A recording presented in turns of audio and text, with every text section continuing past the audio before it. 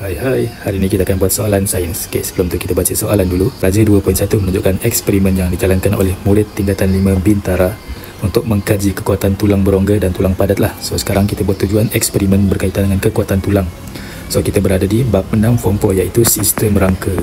So dekat Raja 2.1 ni yang dia bagi kita dua jenis meja lah, ya, model A dan model B. Yang mana model A ni dia punya kaki tu adalah silinder berongga yang mewakili tulang berongga lah, dan untuk model B kaki dia silinder padat yang mewakili tulang padat. Jadual 2 menunjukkan keputusan eksperimen yang telah dijalankan. So jadual ini ditunjukkanlah kita hasil daripada eksperimen tersebut, di mana untuk jenis silinder model A ataupun meja A, bilangan buku yang boleh disokong adalah sebanyak 10, manakala model B pula adalah sebanyak 6 saja. So untuk jadual 2. So kita sekarang boleh jawab soalan lah.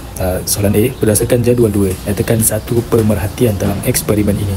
Okay, since dia suruh kita berdasarkan jadual 2, kita terus tengok ke jadual 2 terus, tak payah tengok gambar raja. So untuk jadual 2 ni, pemerhatian yang kita boleh katakan adalah, sebelum tu pemerhatian ni adalah satu perkara yang kita perhatilah ataupun kita tengok daripada apa yang ditanyakan. So berdasarkan ni, bilangan buku yang disokong oleh model A lebih banyak daripada model B.